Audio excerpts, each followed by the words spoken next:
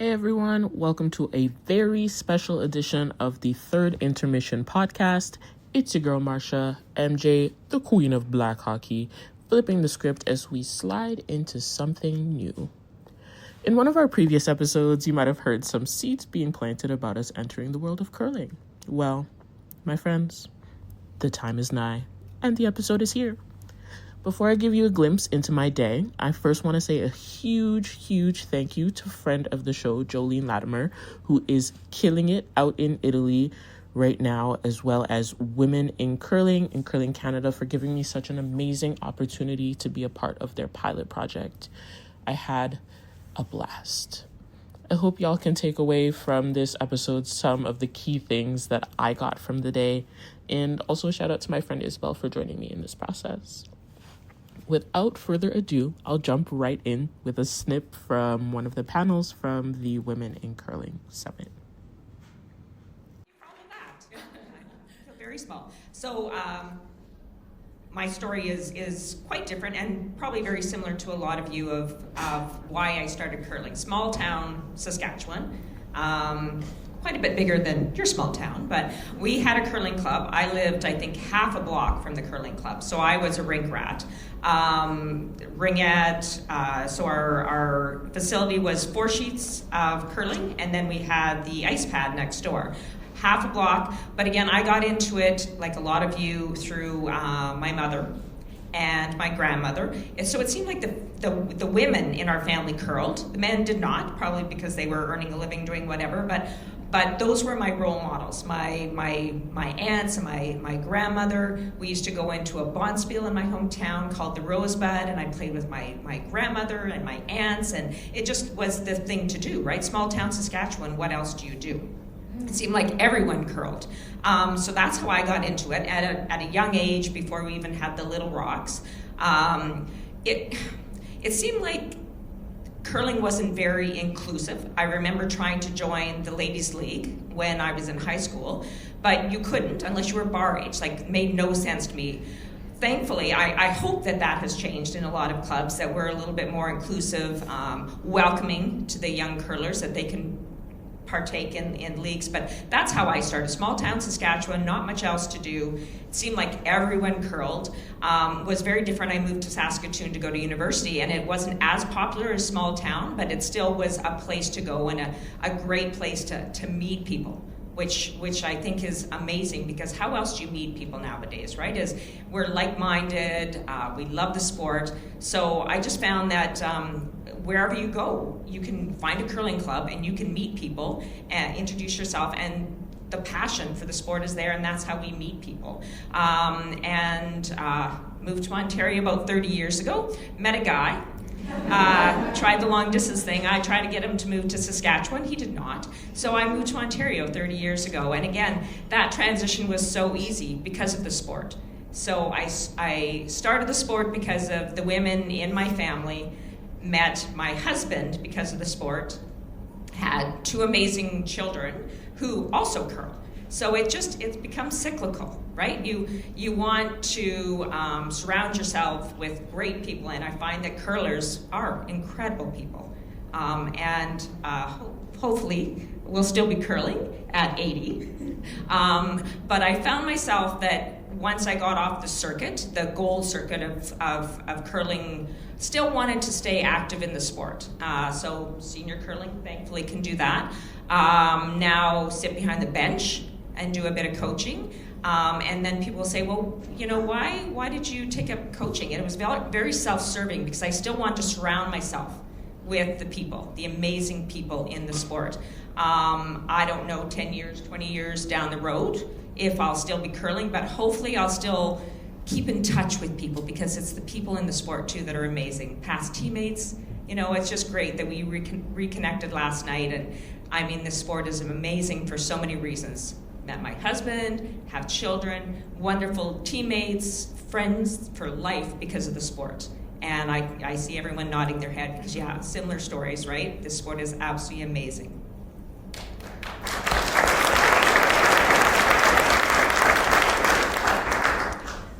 My story is a little bit different. I got onto the ice for the first time 4 years ago. I've been in a wheelchair for 30 years and have always hated winter for obvious reasons, just a little tough to get around. And I had a able-bodied friend who was a curler call me up and he said, there's a bunch of wheelchair curlers at our club. Have you ever considered that? And I said, no, but anything to help me hate winter less, I'm all in. And so I went out, I tried it. I've always loved sport, and so I had always had difficulty finding a place where, wasn't on a basketball court with 9 people in wheelchairs looking for a tent. So it's a very integrated sport, very inclusive, and so it was one of those sports where you could play with able-bodied people, and that's something that I was looking for in addition to hating winter less. And I was just immediately in love with it. I went in curious, very, not low expectations, but just maybe even no expectations, but just left knowing that I had found something really, really special.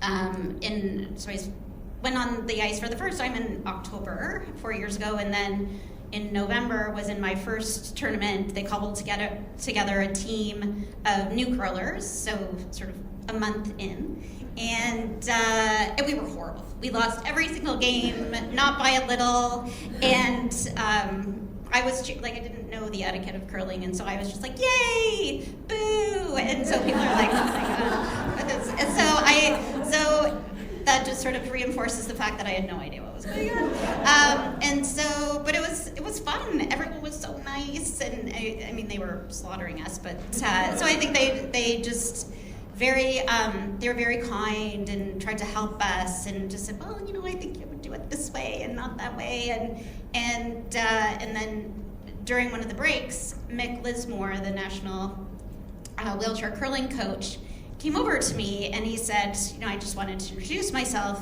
My name's Mick, and I was just like, what's up, Mick? I didn't know who he was. And he told me who he was, and he said that he had been watching and really liked what he saw, and I was just like, what? And then I waved him a little bit forward, and I said, I don't want to embarrass you, but I think you have the wrong person.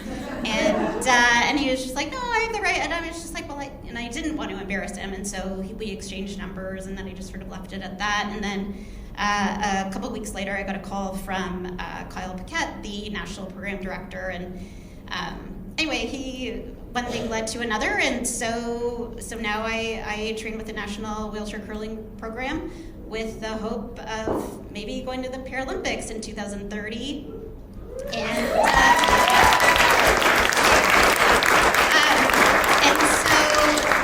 And I'm going to be the CBC broadcaster for the wheelchair curling games this Paralympics.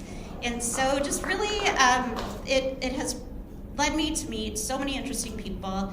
As I was introduced, I'm on the Sandra Schmirler Foundation, and so learning about her and her legacy and raising the $10 million across and contributing to 100 different hospitals across the country. Dana Ferguson is one of our national coaches. Met Lisa Weigel, and Wendy Morgan is my home coach. Carrie Galusha is also on the board, and it just some really, really wonderful. We talked about role models, and I truly feel that I am surrounded by these role models who are making it all happen for me and building me up and encouraging me and just inspiring me to take that risk to put myself out there to try something new at an age that you don't usually try things new.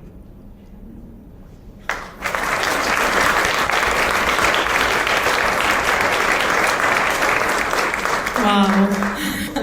I didn't know your whole story. Thank you very much for sharing that. What's up, Mick? Right? That's so awesome. I feel like you already covered this, Jillian.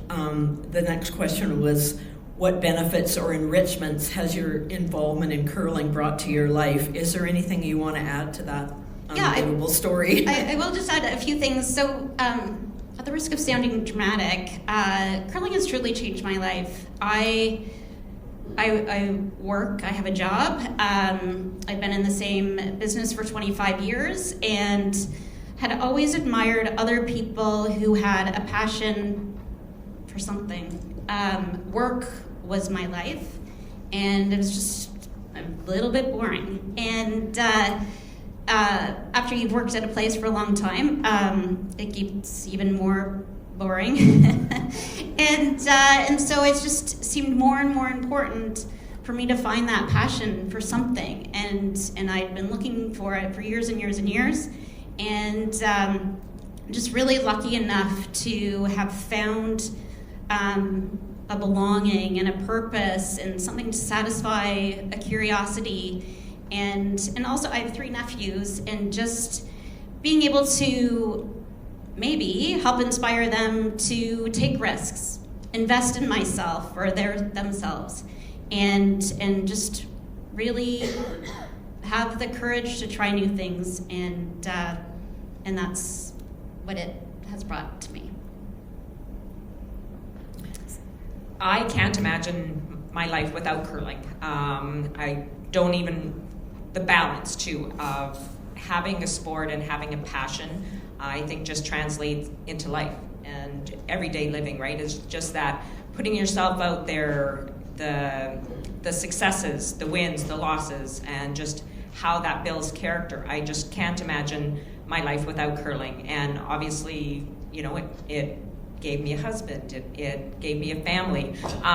Both our children curl, and you just hope that how they see us and how they view both Wayne and I, that fact we're role models. So again, I am who I am because of the sport. You know, eventually probably will have to give it up for whatever reason, but it will always be a huge, huge part of my life. Where was I going with this? What benefits or enrichments has curling well, I brought think to your everything, life? right? It's builds the character of you know, the successes, the failures. I often say many regrets on the ice, because not every shot gets made. And being a skip too, you see those points get on the scoreboard and you feel like you've let your teammates down.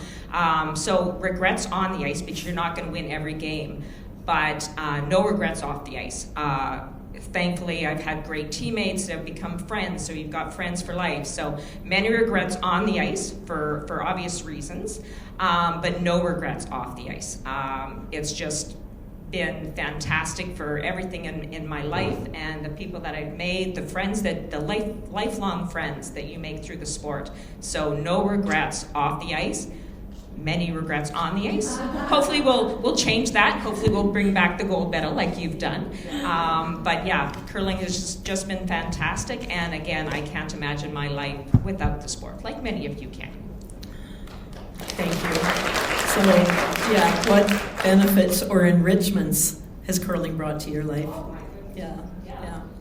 Curling has brought a lot to my life. Mainly friends. I have friends in every province. I can go to every province, and there's curlers that I know at the world level. Like, I went to Australia in 2017. Liz Matthews picked me up at the airport in New Zealand. Like, I met her at the World Championships, right? So the friends is a huge thing. And if you have curling friends, I think, as you mentioned, they're lifelong friends. This week I'm here as a volunteer, just a regular volunteer.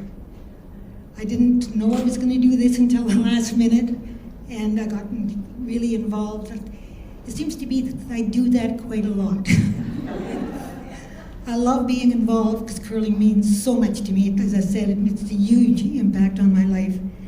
And the one thing I suggest is that each one of you go outside your comfort zone too, because public speaking is not my thing. Put me in a room where I can organize things, pick me, that's me. But step forward, get involved. Even if at your bonspiel at your club, at the provincial level, they're always looking for people.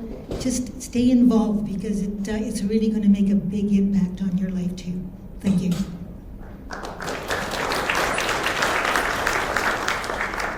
So, as a non-curler, curling's still given me a lot. I want to touch on a few things that when I was thinking about this question really came top of mind. Number one is my network. Obviously, it's brought me all of you here today, but my staff at Curling Alberta isn't a staff. When I interview people, I make it clear that you're joining a team, and if you can't be a good teammate, you're not on my team. And so we talk a lot about third spaces and having that curling club. My team at my work, I spend more time with them than my family. So they're my third family, and it's a real thing. I know, I think it's overused in business that, you invite people in as family, but when you spend the time and you grow together and you face challenges, I can't imagine working in a different industry, where people don't connect with the purpose in the same way. So to my next point, I have a job and a life that I have purpose. Even when I'm pushing papers around on my desk and I'm like, why am I doing this? I know why. Because it's letting little girls play. It's letting, little boys that struggle at school find a place where they belong. So my sense of purpose is stronger through my role. It's also, it's given me a lot of skills that are transferable outside of this world. So I get the assumption, you work at Curling Alberta, you must be a curler. I'm not. But the skills that I have in terms of leadership, negotiation, business skills, all of those things I apply every day outside of this world as well. So it's given me enrichments across my world, and for that I'm grateful. And let me say, the culture of curling is unlike any other. I've worked in other sports. I'm here for a reason. They're not all the same. I love the power of sport, but curling is special. I don't know what that secret sauce is, but these people are amazing, and I'm grateful to be welcomed as a non-curler into that world.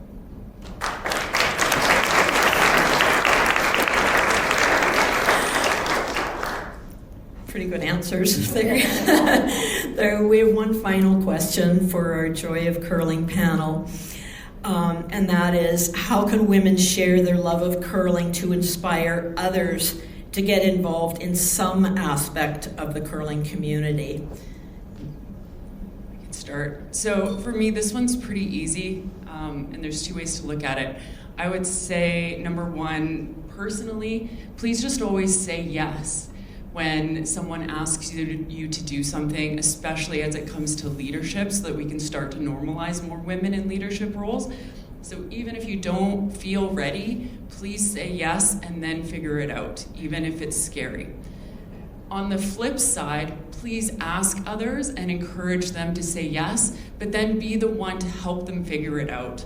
So if they're scared, if they, whatever that hesitation is, be the one to mentor one person, be the one to sit down and work through some hard problems or to encourage. So say yes and then figure it out, and then on the other side, help other women to figure it out.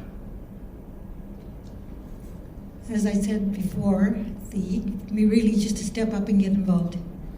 I think that's really, really the thing. And I think sometimes you're not in your comfort zone. But when I was the first female president of the board, I was not in my comfort zone.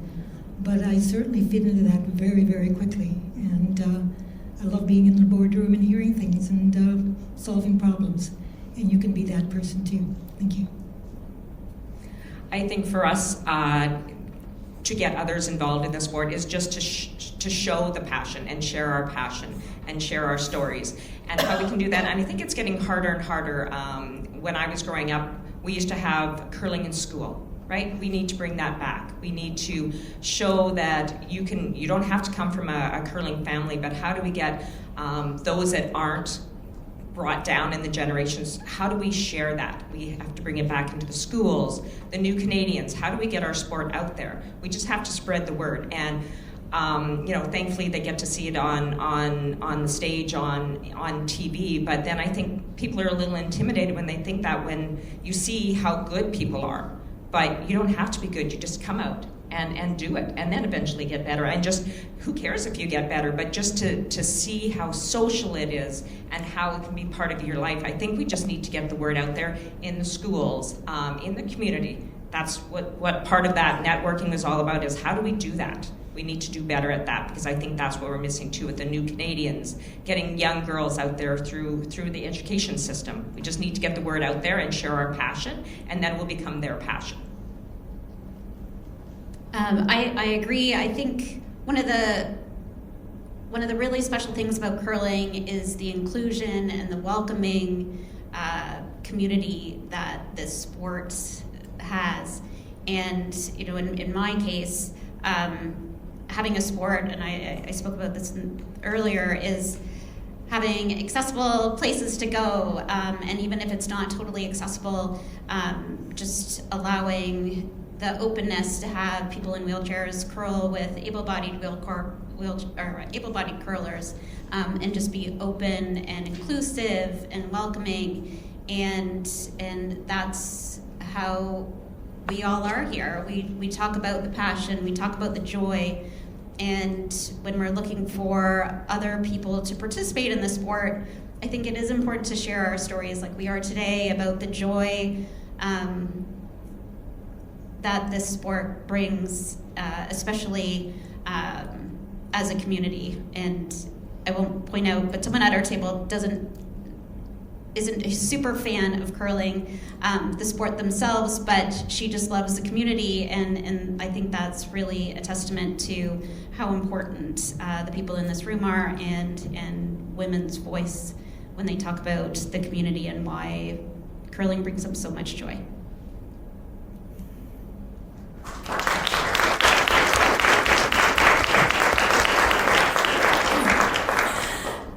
There were some really, really inspiring messages in those questions. We will take away so many of these things. Something that Sherry said sounds like something that Nolan has already got completely in the works. But this is where things start, and this is such a special part for us to be able to share the Joy of Curling panel, where we hear the perspectives of different involvement of women in the sport. And the real message here is it's a place for everyone. You don't have to play curling. I haven't played curling for years, and I couldn't be more involved in curling. It's a place for everyone to find their place. And so, as you spread these messages that these leaders have shared with us, keep that in mind, that we need to reach out to people outside the curling community and find a way to get them through the door onto our team, because once they get there, it'll just all be clear to everybody how special it is. So thank you so much to our Joy of Curling panel. I also got the chance to check out a panel moderated by Jolene herself. Here, have a listen. Who was a woman in the game that made a big impact for you, just either on how you played or on how you approached the game? For me, it was definitely Sandra Schmirler and her team.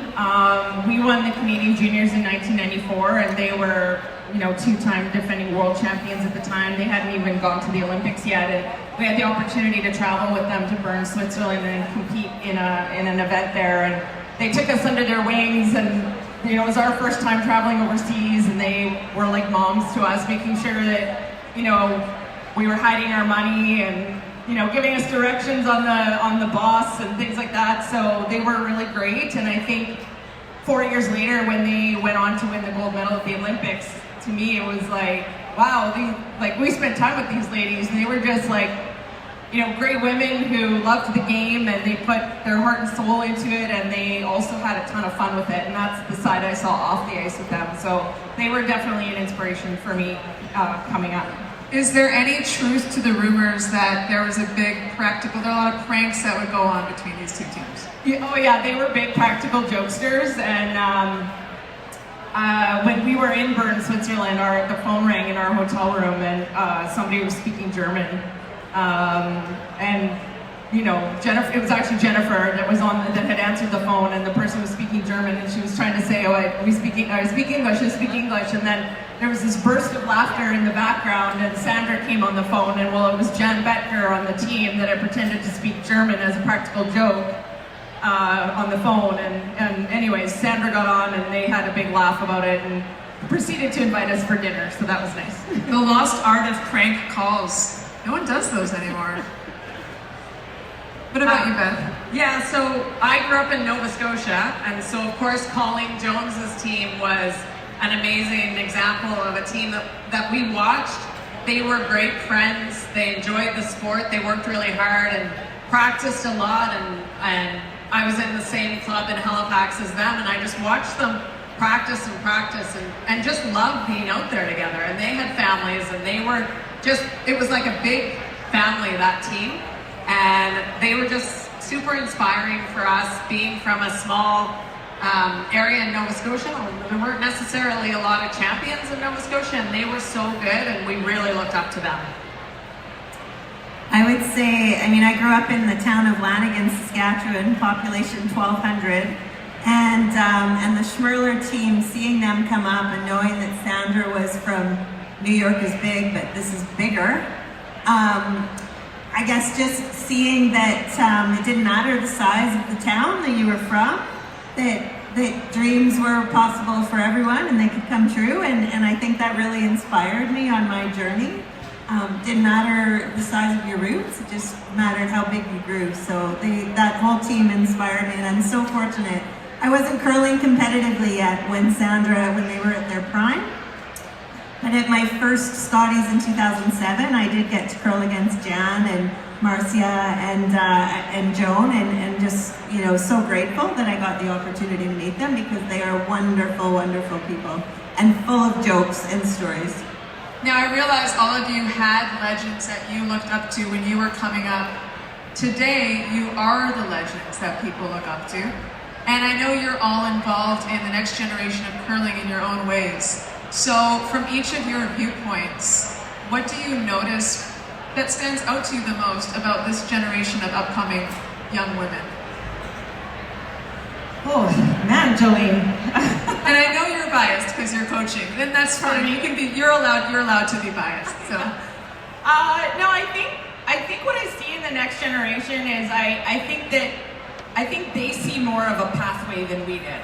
That's what I think, like at home when I coach, like I'm the high performance director for Curl Manitoba back in Winnipeg, and so I run a number of like youth high performance programs.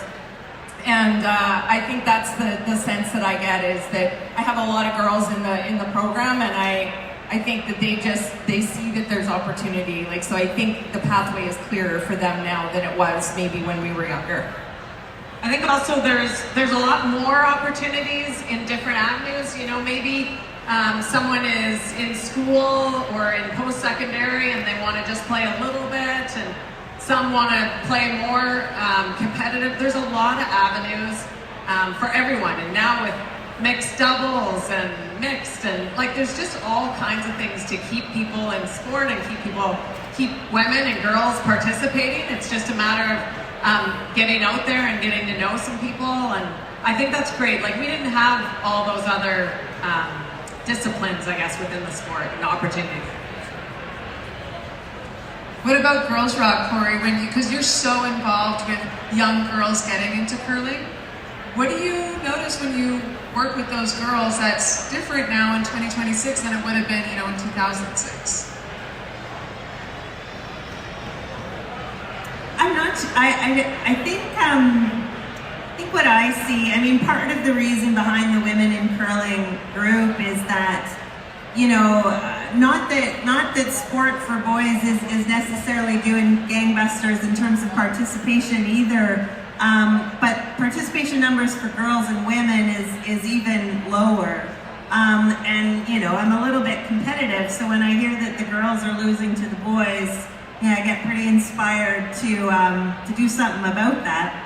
And Women in Curling has given me an avenue to get involved with that. And I've become an ambassador for a program called Girls Rock, where we invite young girls to come out and try curling for the first time.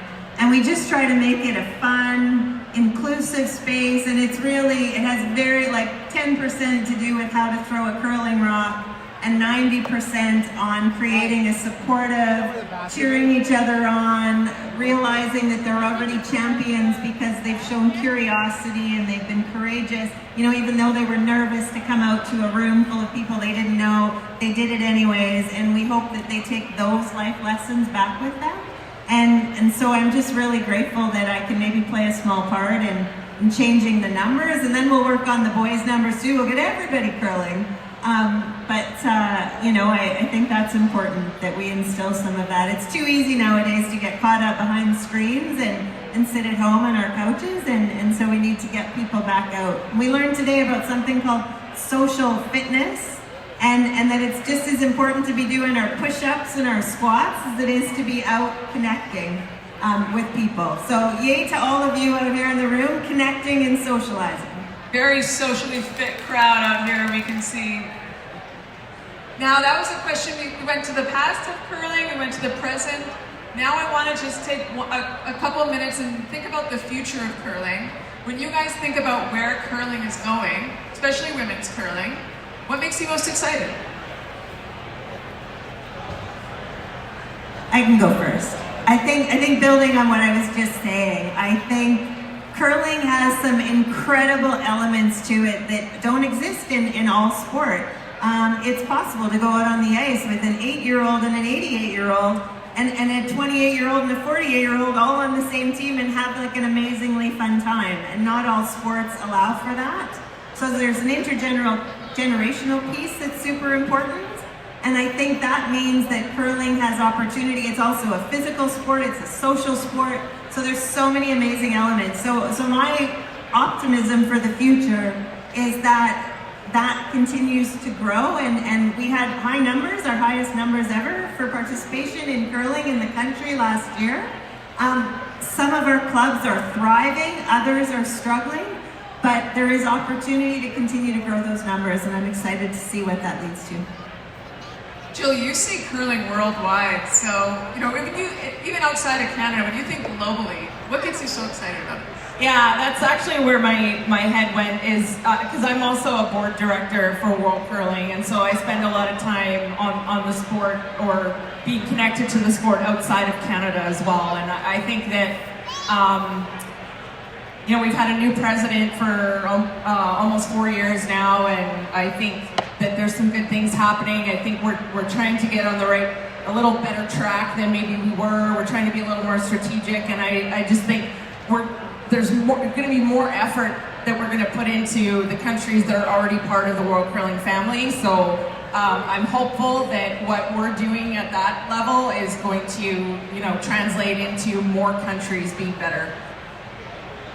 And Beth, I'm not letting us end without you giving us one word on what you're excited about when it comes to the future of curling. You can narrow it down to one word. You can narrow it down to one word. You don't have to I'm not even going to squeeze a full sentence out of you, but when you think about the future of curling, one word that gets you excited. Oh, I'm excited. There's so many programs out there. The sport is growing. There's a lot of wonderful people that are organizing some all kinds of different programs. It's just awesome. The sport has lots of promise, for sure. Awesome. All right, well, ladies, thank you so much for being here for the Legends of Curling, Legends of the Scotties, up close and personal. Thank you, everybody, for listening. There you go. Thank you, ladies, for coming on out. Thank you, Jolene, for taking us through that one. Yep. This next segment was an amazing experience. Speed friending with Curling Canada icons, if you will. Honestly, it was just the best way to feel comfortable in the space and get to know a lot of great people and the sport in a short period of time, also while watching Round Robin of the Scotties. Basically, any questions you have about the game, or any questions you have about like who's favorite to win this week, that would be, or even Olympic questions, who's favorite to win the Olympics, she can answer all of those. You only have 5 minutes with her though, and then I'm swapping out. Okay.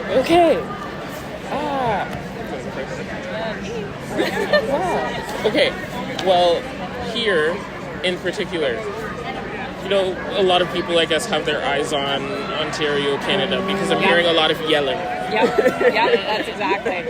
So Anderson Team Canada is, they've won the Scotties 5 times, I think, this team. So they're definitely one of the heavy favorites. So everybody's, of course, cheering for Ontario because it's here, but also because, you know, they want to cheer for the underdog and stuff too. So that's a big game. And she'll definitely, that team, Team Canada, will be one of the favorites at the end of the week for sure. So yeah, like that's what everybody's watching, that one. And they're playing really well. Ontario's started off the game really well. So yeah, that's kind of exciting for everybody. The other team that's one of the favorites is on the Manitoba team. They have a white jersey on with yellow on the side. That's another favorite team out there. So those are going to be 2 teams we'll probably see in the playoffs later on. Yeah, but Anderson's on some commercials on TV for Kruger and for Scotties, like the skip right here of Team Canada, because she's won the Scotties 5 times. So, yeah. That is really cool. And it's that I was telling Jolene, it's really cool to see this like in person. Yeah. 'Cause I've watched some on TV, and it's very like, especially in the round robin style, to like, okay, I'm going from one to another, and to keep your attention on varying things that are happening. Yeah. So it's cool to try to keep up with everything. People that watch curling on TV find when they come to watch it live, it's a bit overwhelming because like you gotta watch like 4 games and then you hear people go ooh and you're like, oh no, I missed it. Yeah. And then like, whereas on TV you're like just watching the one game. So that's exactly what I said. I'm like, there's so many things happening at once, and I'm just like, my eyes are darting everywhere. Yeah, that's exactly. Yeah. And then like seeing the coaches like having to sit behind a table and like see all the things going on and not being able to talk for a large portion of time. Yeah. I wonder like what's going through their heads. I know. They're like just watching lots of strategy. They're watching kind of the ice, like how it, because it doesn't stay the same. It's not like a basketball court where it's like the same court all the time. Yeah. The ice is different. Like, so there's different areas of the ice that might like curl. The rocks will move and curl a little bit more, or like do different things. Yeah. So the coach and the fifth down there are often like watching those patterns, like to tell or help the team with that. So that makes a difference. Like, there's all kinds of different things that change during the game. So you have to be on top of it always. Like that ice, even though it looks like it's the same, like even in hockey, like the ice doesn't affect the game. The ice is a huge factor here. So, yeah. I also wonder how, like, for us watching, we can definitely notice how yellow the lighting is making the ice look. I wonder how it is for them down there. Yeah. I know. How much of a difference it's making. I was wondering that too, actually. Yeah. Because the lighting in here is, that like unique for sure. So. How about you? Do you have any questions?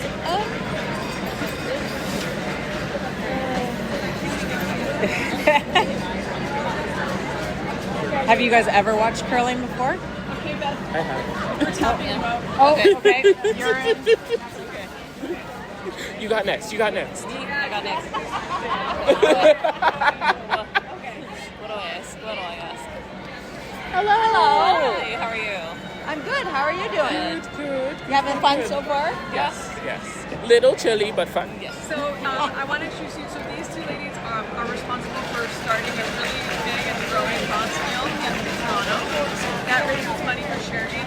It's been going since 2019. They've raised over $500,000. I think their 1 year biggest record was $145,000. So Wow, you listen well. Whoa. There, that's one. Okay, one thing to remember. Yes. Listen well.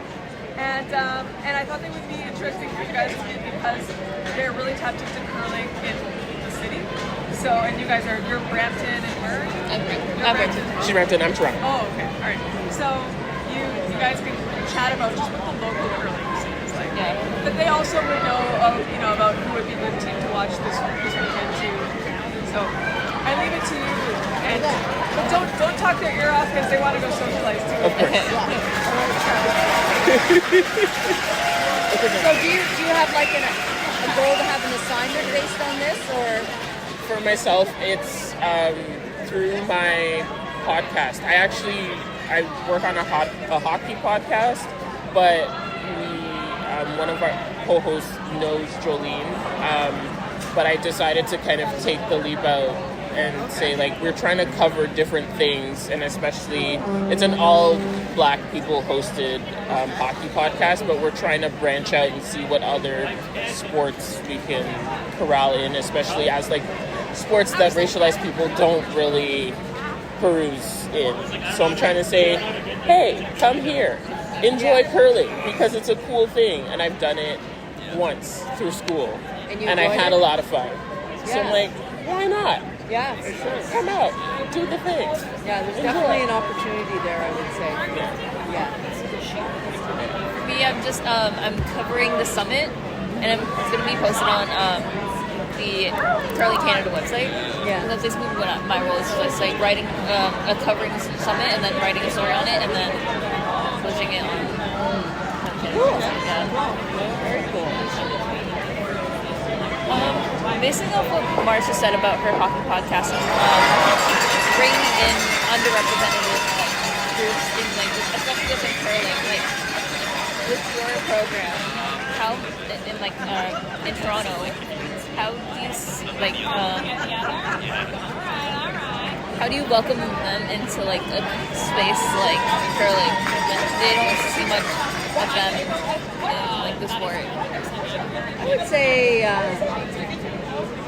I would say it changed a lot in maybe the last 10 years, maybe, for sake of argument. Like curling traditionally, it was kind of a club, and you would kind of need to decide that maybe you'd like to do it, and then you would kind of go to an open house, and you would decide that, okay, maybe I'd like to join, and then you join for the whole year, and so it's a little, traditionally, like 10 years ago, it would be a bit of a commitment, and I think it would be really, like lots of times the people who curled were, their parents curled, so they were comfortable with it, and they were familiar with it because they were exposed, but I think maybe about 10 years ago we realized that, like, this sport's not going to sustain itself by only relying on that. So a lot of clubs have learned to curl, like they have, short-term sessions, like where you could go for maybe 6 weeks, 8, try it, learn it, and then you can decide if you want to do it. And I feel that that's probably done more to give a broader, more than just the people who grew up curling, and it's an opportunity to kind of try it, figure it out, and see if it's something you want to do for a whole season. Because it's not kind of like going to a rec center. Like a rec center, you decide, I'm going to play squash on Tuesday. And it's a bit more of a commitment because it's a scheduled same time, like same night every week. You're playing at a certain time, so it's a bit more of a commitment. So I think now we're doing a better job of at least giving people the exposure so they can,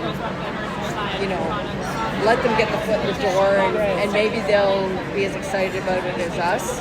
And I also think there's a lot more rec leagues and different kind of rental leagues that focus on like super fun curling, like I think at Hyde Park they have like a Saturday night beer, like a beer and pizza league, and that's the thing. I'm like, in. Yeah, or something like as I recall, like.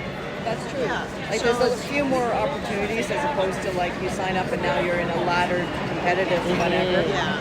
So, I love that. Yeah. And like even things like as small as that, like give me food, give me drink, I come and I have fun. Like that's amazing. Right. So and so one of the clubs in downtown Toronto, Royals, is famous in the GTA for being very inclusive, particularly to LGBT. They've had for decades. They've had that at the club. Very, very inclusive. So it's really awesome. And they have a league called the Super Happy Fun League, and it's the most popular one. Like Nikki tried to get in it. Nikki and Tyler wanted to get into it because it's at a good time on a Friday or whatever. They couldn't get into it. It's too busy. Yeah, I know. That's like cool. Super Happy Fun League. Like how could you not want to play in that? Yeah. So. And I also love that it's like you're not dropping a lot out of your pocket versus something like hockey where it's like thousands of dollars every month.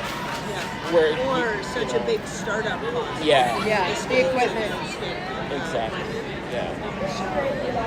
Yeah, at least like the first year of curling, you could get by with kind of a really kind of cheaper shoes or a slider, and you could borrow a club room kind of thing. You could get by with that.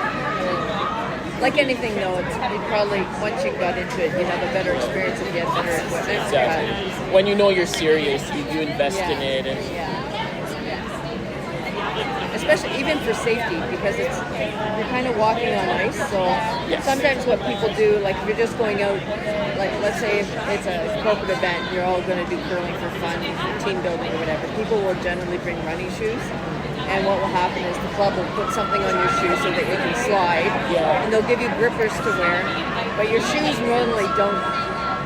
It's kind of like, I always say it's like winter tires. Winter tires, the rubber's such that it lets you not fall or slip, and same with curling shoes. So you can't just go out there with running shoes and be safe. So you probably, if you joined a league, you'd want to have at least entry-level curling shoes, at least from a safety perspective.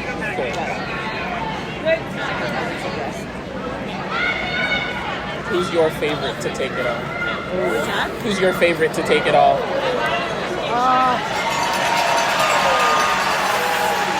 It's an interesting year. There's so many rookie teams. Like a lot of these, like there's a whole bunch of experienced teams lost their provincial finals, so there's a lot of people here who've been here for the first time. Probably the team, like the red team, Intermission, Team Canada, they'd probably be the odds-on favorites. They're the most experienced, and they've won before. This, that, the other. But there's a lot of good teams who could upset them. I'm going to say Ricardo. Going to Ontario. I'm going out there. Nice. And we were talking about this at supper, like maybe Team Black from Nova Scotia, they're not on this draw, but they lost the Olympic trials final. So they may just be coming into their own. Like, this might be a good opportunity for them to maybe win this, because they did really well in that. Now I know some good.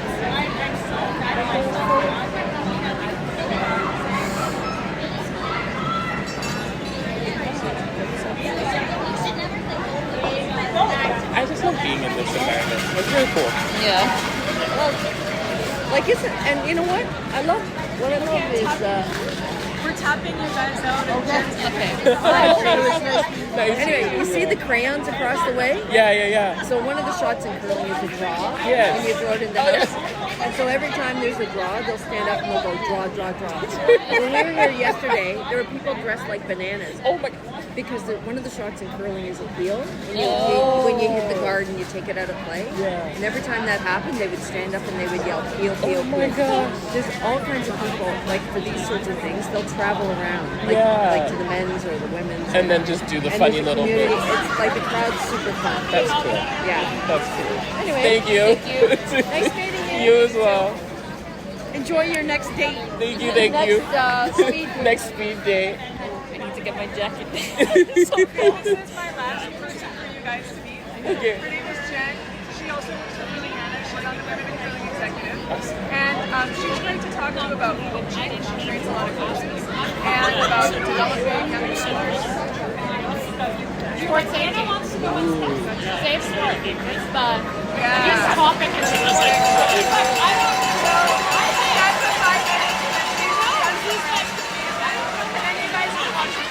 Okay. Hi, how are you? Good, how about you? Good. Do you guys know curling? Are you learning curling? Learning for sure. Yes. Cool. I've never gone. And where are you going to school? I am working now. I went to school at York. I did a year at Humber for a journal, and then I left. But I was doing humanities at York. My education journey is like all over the place. It's all right. But yeah, I do a hockey podcast. Yeah. I graduated from Humber in journalism 2024 Yeah. That's where we met. Yes. And are you working now? Not in the field at the moment, just civil retail job, but I do some writing on the side for like motorsports. Okay, Okay, I've asked you too many questions. What do you need to know? Well, you mentioned safe sport. Something indoors. There is ice. Of course, ice is slippery. There's a lot of ways to get injured while you're doing this in particular. Be it the equipment that you use, shoes, your brooms, the rocks, how you curl, all of that. Are those all? I'm sure those are all things that you take into consideration in this sport in particular. Yeah, to be honest, it's not really injury management that I'm too concerned about. That's fair. I'm more concerned about prevention of abuse and harassment. Okay. And that's the angle that's plagued the Canadian sports system right now. That said, concussion management is huge. We tend not to see a lot of injuries at this elite level, but we will see a lot more at the club level. It's not uncommon for broken bones, lots of falls, concussions, and so I have dealt with creating a national concussion policy or recommendation, mandating certain equipment. So we make all children under the age of 12 wear head protection. It's a little less popular. We're kind of like figure skating. Like we don't make our elite athletes wear head protection because we're not a contact sport. Right. Like it's not really you have to be agile, but we don't have those sudden changes in motion and whatnot that causes a lot of falls. So providing someone's equipment is in good order, we can usually create like some safety recommendations. Like we don't step over rocks, or we have those bumpers at the ends of the sheets are the biggest risk in this event because people step over them, they don't realize how high they are, and they will fall, right? But injury management is, I would say, the smallest part of my sport and safety portfolio, and right now we're kind of hanging our hat on abuse prevention through education. So curling is very fortunate. We have a culture that's very different than, say, hockey or gymnastics. Very refreshing. When people ask me, what do you do for a living? And I say my job is so we don't become hockey. Right? Yeah. Like I don't want ever a kid or an adult or a male or female to stop curling because they feel unsafe or unwelcome. Yes. Right? So it's a big responsibility, but we've done fairly well so far. We're working on creating a national safe sport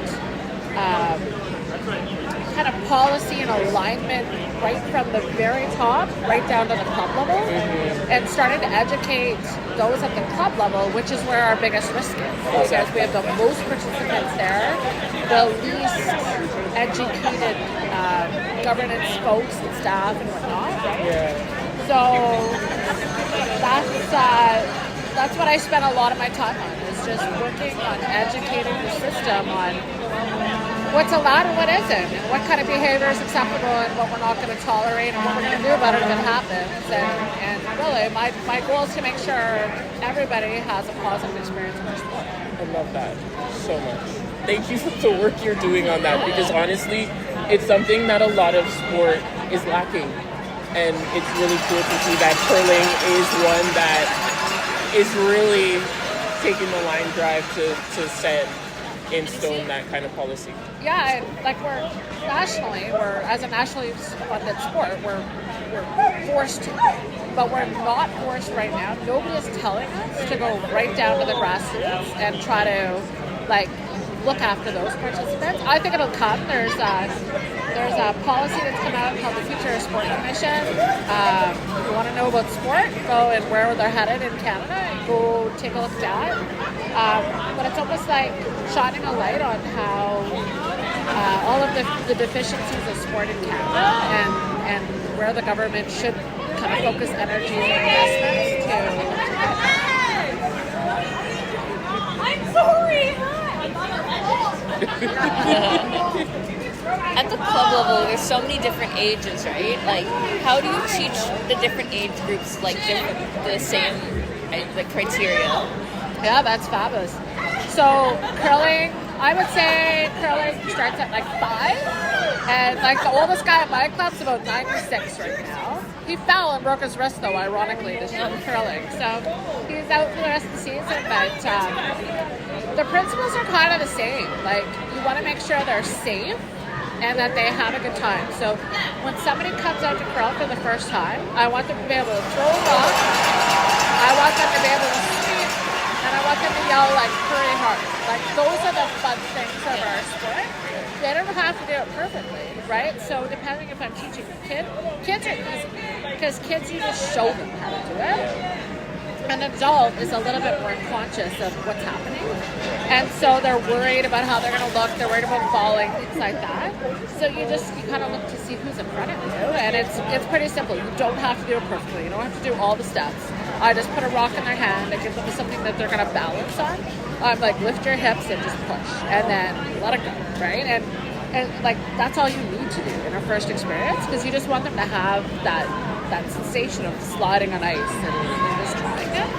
And it doesn't matter, like if somebody's in a wheelchair or if somebody's older and they're pusher sticks, like if you've ever run bowling, you might see that they have like guides that you can just drop the ball and it goes down. And like we have things like that modify the sport so that people can play it and be successful, right? So you just look at who your audience is, and it's not a hard sport. There's not a lot of skill to it. Like it's lift your hips and go. Like I don't want to discount it. It is. These are athletes. Don't get me wrong. It's a lot harder than it looks, and most people from other sports will say, "Oh, that's a lot harder." But to start. To start, it doesn't have to be perfect, right? Like I would say it's harder than bowling, but easier than skating. Yeah. You say something like that, right? That's a cool little 30-second elevator push. Yeah. You know what? Our superpower, though, as a sport, is our community, our people. Right? So, I joke that curling's the reason we all just get together. It's the reason we come out late at night and it's cold and we come to our clubs. And we can all stay at home under our blankets and watching TV. In Canada, it's easy to do that. Yeah. Right? But to drag yourself off the couch and come out on a January night when it's minus 20, right? Yeah. You do so because, I joke that curling is the reason. It's just the vehicle that gets us all there to hang out together. And it's our superpower. Our community is our superpower. And I love that, especially we're in such a time where everyone tries to be so siloed and individualistic. We're craving community. It's nice to see people embrace that, and we need so much more. So it's cool to see that still thriving in a lot of places. We're saying that curling is it's like a third space for people. So you may have work and home and something else, right? Yeah. So what's your third space where you go? Whether it's school or whatever, right? But you need that social outlet. Yes. Just to thrive in them. And we're losing them. So it's cool to be able to point people to curling as a potential option. Yeah. And I've told my kids so much times, it doesn't matter where you go in the country. However old you are, you might go away to university, or maybe it's after you graduate and get a job somewhere. You can go anywhere, any curling club in this country or in the world, and you will have a community. They will welcome you with open arms, and you're one of them, right? So that's what you gotta find. You gotta find your people, right? All right, girls, I gotta run. Thank you so much. No problem. Thank you. All right, you have a great day. You too. Thanks. It's so cool. My God. To wrap up the evening, I had the pleasure of scrumming with Laura Walker from Team Laws of Manitoba after their 11-4 win against Quebec. Have a listen. Nice to do it for a couple of seconds. Hi, Marsha, Third Intermission podcast. Nice to meet you. You too. Well, how does it, feel being here? You mentioned not having played for a little bit. How does it feel being out here on the ice with a cool amount of people? It's super cold outside, but, nice feeling. Yeah, I haven't played at a Scotties in a few years, so to come and have the crowds like they are this opening weekend, and not just big crowds, but they're really engaged crowds. It's really fun to be back here, and it is a little bit more fun for me to try something that I've never done before. So I feel very grateful. I'm, I think, getting a little bit older and I'm the old person here now with all of these young rookies and stuff, and I'm really just like I'm trying not to take anything for granted being out there on the ice right now. Yeah, that's really cool. And from the last one I heard you mention like getting to have a bit of that bird's eye view and bringing in that calm demeanor. What do you think that means to your fellow teammates, being able to kind of ground them a little bit in terms of your support with them while you're on the ice? Yeah, I think as a team, having someone new come in, the only thing you can ask for is that it doesn't feel too different. You don't want to have to spend a lot of time struggling to figure out what makes everyone tick and what do you need to say and how you need to act. So I think I'm just trying to be a bit of a chameleon right now and just be whoever they need me to be, and hopefully they feel that on the ice. Of course. Good luck with the rest of the tournament. Thank you for your time.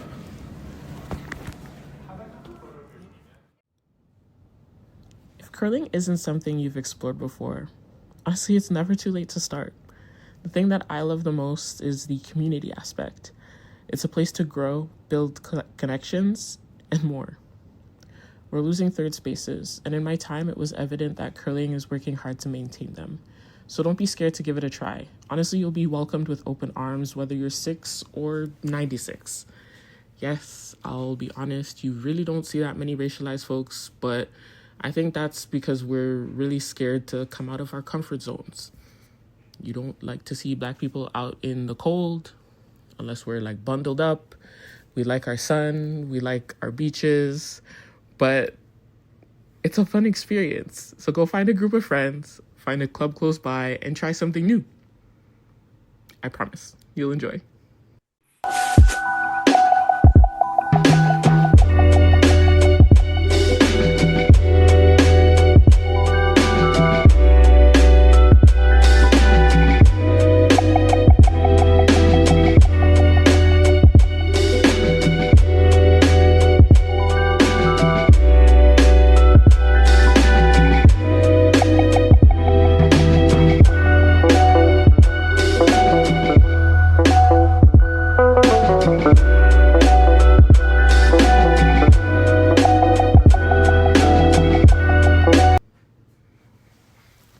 And that's it for this special episode. Once again, thanks for letting us grace the space in between your head tops.